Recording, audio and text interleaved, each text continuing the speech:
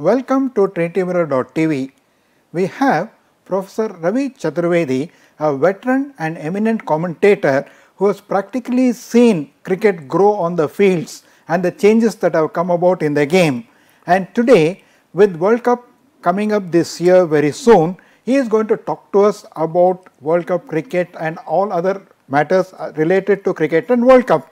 Welcome to TrinityMirror.tv, Professor Ravi Chaturvedi, also known in the cricket circles as Pandit Ji. Thank you, Ramraj. Sir, can you please explain to us what was the genesis or the need for having a World Cup, a shorter version of the game? Well, I have to take my viewers back to the end of Second World War, that is 1945. You see, there was a economic recession. I mean, the word recession or meltdown was perhaps not known to economists at that time. And Europe was devastated because of the war. And as such, the emergence of Europe, well, of course, was to an extent was substantiated or aided by the American Marshall Plan, as they called it. But that changed the whole social scenario in the fact that the cricket, which was a leisurely paced game, which took about 5 days or 3 days, 4 days of county matches, that affected the counties very badly. The coffers of counties became practically empty. The people were going away from the game. And this was an alarming bell for MCC, Melbourne Cricket Club, which was the governing body of cricket at that time. Now it is ICC. And they formed a committee under a former chairman known as H.S. Altham, who was a good writer also. And this committee deliberated and went into how to resurrect cricket out of, if I may say, out of ICU. And the committee came up with a suggestion that we'll have to have a new type of format, a shorter version of the game, packed with entertainment, to bring the people back into the game. And the experiment started. It was, necessity, as it is known as, is mother of invention. In 71, one of the test matches, the Boxing Day test at Melbourne, was washed out for 5 days. So both the team decided to have the last day of the match a one-day match. So it was the origin or genesis of the one-day cricket was more out of necessity. But in England, they had already started thinking all those times. And in 1963, they started Gillett Cup, which was a one-day cricket. And then there were various other formats of the shorter version of the game. There was a game which was 25 overs worth on Sunday League, known as, like that they had many games. So this was when it was decided that we'll have a World Cup. This came from the fact that they knew that Test day cricket will not be able to bring the spectators back into the stadia. So they decided to have one-day cricket. And after 1963, they found that yes, the people were coming back, not in so big a number, but still the stadia were not empty. So they thought, why not have a sort of a international competition, not of test matches, which would be a longer duration and maybe the money was not so much there. So it was decided by MCC to have a World Cup in 1975. Now you need money too, and fortunately there was an insurance company, Prudential Assurance Company of England, which sponsored it, and that's how the World Cup started. So now women's cricket is not as developed, or you don't have too much of history about it, but somewhere I remember reading the first official one-day match was in women's cricket and then it came on to men's cricket. So can you explain a little more? No, again, there it was a unique thing in the sense, I may not use that word. It was thought that maybe the women not be able to withstand the rigors of a test match. So they thought, let's have a smaller version of the game. And it was more a festival match where even on the other side, the great Sir Len Hutton was playing, Brian Johnston was playing. And I remember Brian Johnston asking Len Hutton, what do you think of women's cricket? He said, well, It's like pushing a water bottle in the mouth of a child. So it was, women cricket was that time was not taken seriously at all. It was more thought of an exhibition match rather than a real cricket as it is today. Sir, now you have also authored a book on women's cricket, I'm sorry, on World Cup cricket. And what was the reason for you to come up with a book exclusively on World Cup, and what are the highlights and the points which we can carry forward to the present day World Cup? You see, the idea was that over the years the World Cup was becoming very popular with the people, and there was not a single publication which carried the entire story of World Cup from 1975.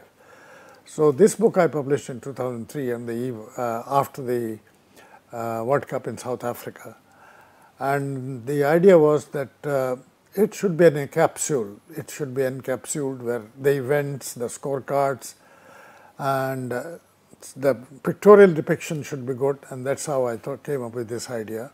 And I am very lucky that the legend of cricket, Sachin Tendulkar, agreed to write the foreword of the book. The main idea was that to the generations which will come later on, let them have the glimpses of the World Cup. So that was the main idea behind this book. Sir, from 1975 till now 2015, we have seen in the World Cup, initially it was the West Indies which dominated, winning 75-79. Then Kapil Dev and his Devils, they sort of broke that chain. Subsequently, in all the World Cups, Australia have been dominant. They won 5, including winning continuously for 3 times in 99, 2003. Right? So, what do you think is the reason for Australia's dominance, and do you think there will be any other team that can dominate World Cup? In fact, I will split your question into two. The change in the World Cup scenario. If you go, the biggest change that you will witness in the World Cup organization and in the playoff, in the presentation of the players and the game, the things changed drastically in 1992, the World Cup which was staged in Australia and New Zealand. If you look at the pictures, you will find that till then you will find the umpires with their coat on. 1992 was the first World Cup where the umpires' coat was removed. They got rid of their coat. Number two, this is the first time, though the colored clothing came up when the Kerry Packer, the Australian television tycoon, he organized the Rebel World Series cricket. That was the time of introduction of colored clothing in cricket. But the cricket establishment had not accepted the colored clothing. For the first time, it was accepted in 1992. That was a very big change. Technically, there was another big change. Till then, the orthodox cricket thinking was going on. That is, because it was a shorter version of the game, so to restrict the scoring, we utilized the medium pacer bowling short of length within the stumps so that the run ration could be put. There's a run ration on the runs. But the New Zealand skipper, Crowe, the elder Crowe, I mean, he was the captain of the New Zealand team. He changed the concept, the approach to World Cup cricket. He was the first time he started, no, you must have a pinch hitter opening the batting. And since then you're saying, your main batsman always opens the innings, Sachin Tendulkar, Sourav Ganguly. Then another innovation that he brought in was, till then it was the orthodox way of 2 medium pacer or fast bowlers opening the attack. He started with the spinner. Deepak Patel was the first one to bowl off spinner as an opening bowler. So these were some of the great changes which we witnessed in the 1992 World Cup held in Australia and New Zealand. Sir, now in this, coming to the present World Cup, among the 10 teams, I think I have not answered the other part of your question. Yeah, coming back to the performance, yes. You see, the upsurge in the West Indian cricket started in the late 70s and went on into 80s. And Clive Lloyd was lucky to have a team which was a very powerful team. He had 2 great openers, Jeffrey Greenwich and Haynes. Then you had a great batsman, one of the greatest batsmen, destructive batsmen of the world, that is Viv Richards, Clive Lloyd himself, Kalicharan. Then he had the set of the four great fast bowlers headed by Marshall, Croft, then Garner, Michael Holding, the greatest of them all. So and even the wicketkeeper was a batsman, Jeff Dujon. So all the ingredients which made a great team he had, and all of them the world-class players. So the panorama of cricket from the white shifted to the brown or the black, I may say. And the West Indians, who are very natural cricketers, I am very close to West Indies cricket, so I know it. They are very natural cricketers. There have been individual brilliance in West Indies cricket. Larry Constantine, Frank Worrell, 3Ws, Ramadane, Valentine. But as a team cohesive unit, they could not perform, which happened for the first time in 1950s. And then under the dynamic leadership of Frank Worrell, who brought this cluster of 21 islands together as a West Indies team. And what was consolidation brought about by Frank Worrell was carried forward by Gary Sobers to an extent, but he took it, Clive Lloyd took it to another height when the West Indians became the world champions, that is 75, 79, and even otherwise in international cricket, the West Indians were dominating the panorama of cricket, in Test cricket also, during that period of Clive Lloyd's captainship. Then coming to Australia, sir, the dominance of Australia. Yeah, you see, if you look at the Australian cricket, they were undergoing a transformation. They lost some great players, and then in 1987 they were building up. Fortunately, they had a great coach in Bobby Simpson, himself an Australian captain and a great opener, and at times leg break googly bowler. So this was a time when they started building up, and the Allan Border team, which annexed the 1987 World Cup, I don't think they thought of it that they will be able to win it. But they were going from from match to match. They were analyzing every match, the strategy, the planning, and ultimately they succeeded. I spent quite a close time with them because I was their local manager in Delhi. So I know how the planning was going on. And and from there onwards, the Australian cricket picked up. And not only picked up, as the West Indians did in 70s and 80s, it went on for a while. And that is the reason, because they had everything in their arsenal, a cricketing arsenal, which made the team a champion team.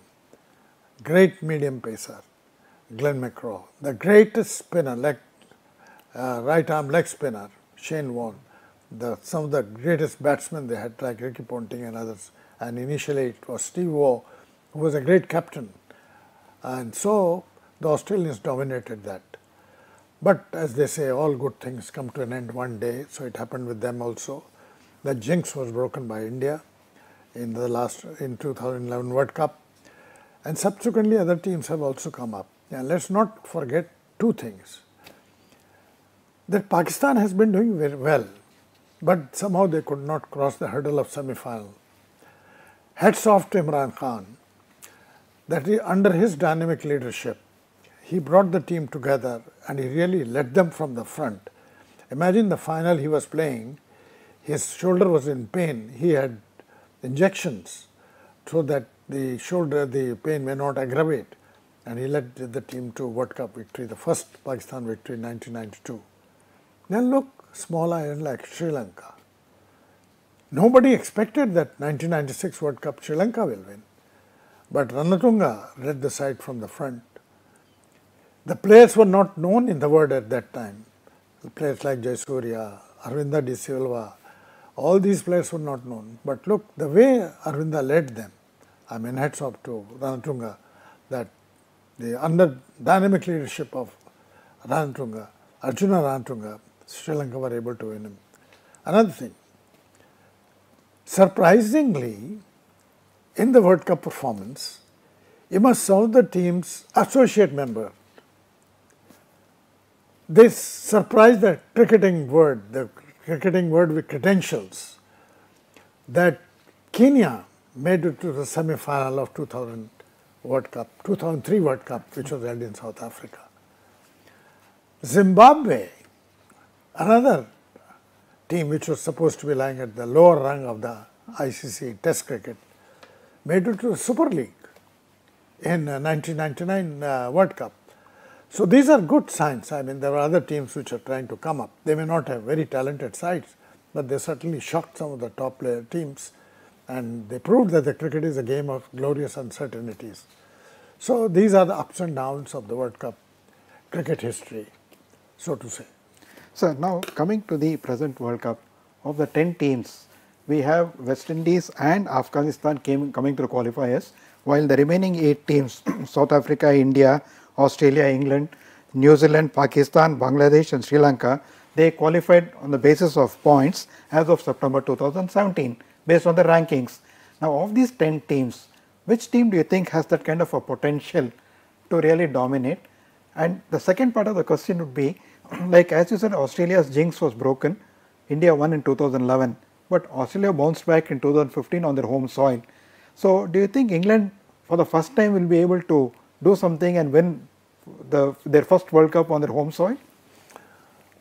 Well, there is always a jinx as far as the World Cup is concerned, jinx in terms of a team holding the hosting team. But that jinx was broken by India when we hosted the World Cup in 2011.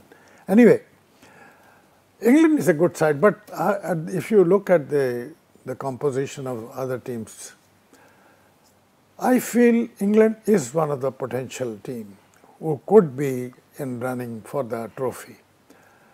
Australia is a very strong contender once again, because with the coming in of the David Warner and Smith, the Australians their batting will become more solid, which has been quite brittle over the years. And then they have bowling strength, they have very good, and I am sure Australia will be another strong contender.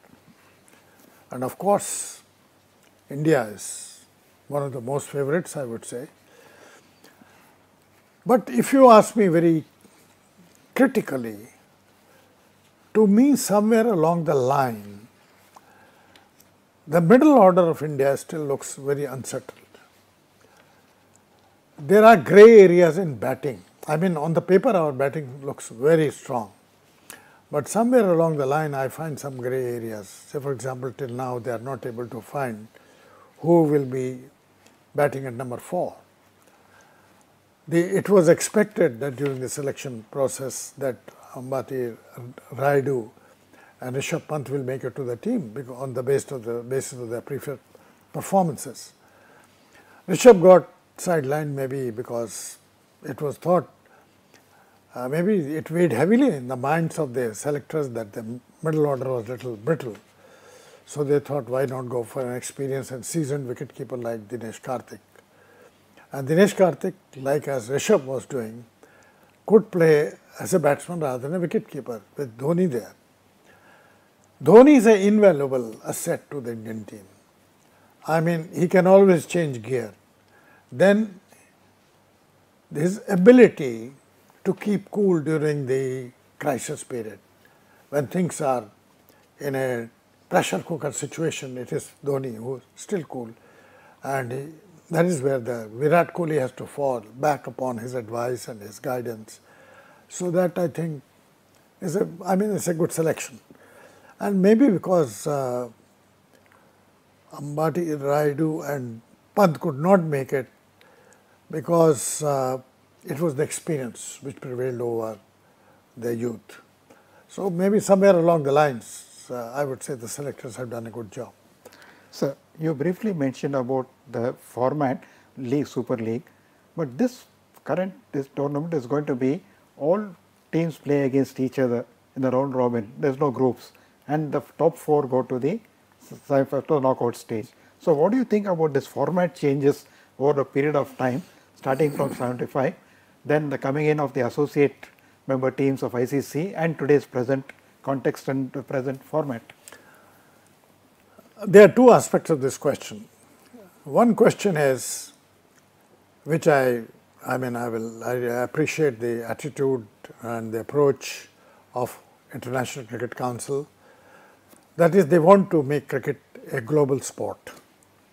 And in order to make cricket a global sport, there are other aspects which are to be taken into consideration. But one major thing is that you have to encourage the associate countries. And that's why the format is being enlarged to include the associate countries, which was there even in the 75 World Cup. In the first 2 World Cups, Canada played, Sri Lanka was still not an ICC full-fledged member. East Africa played. So, this is a good move as far as globalization of cricket is concerned. The other part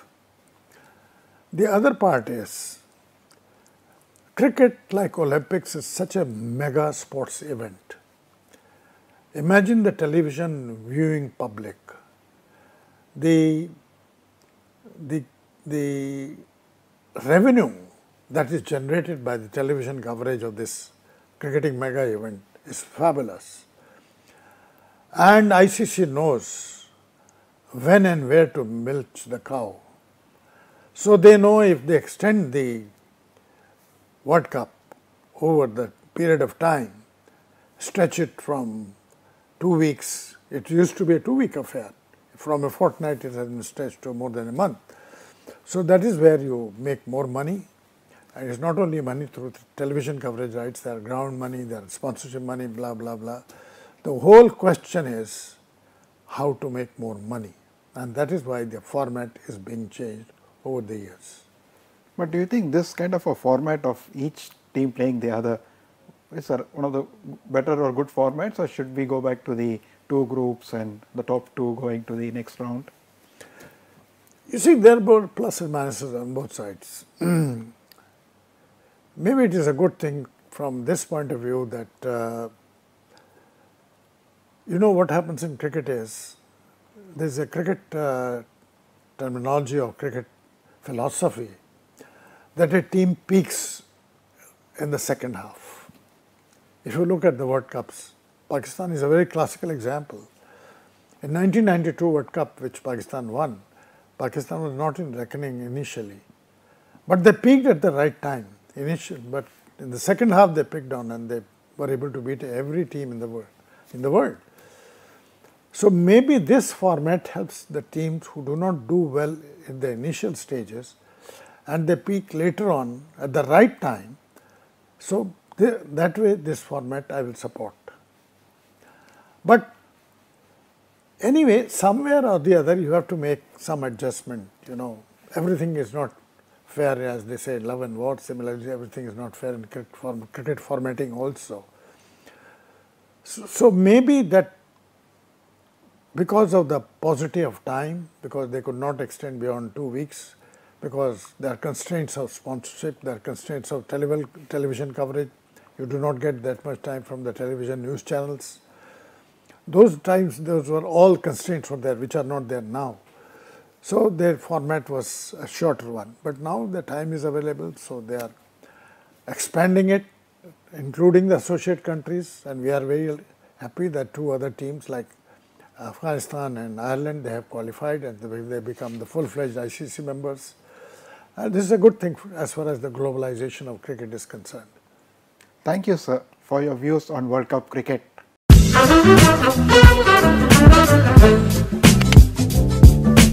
Thank you.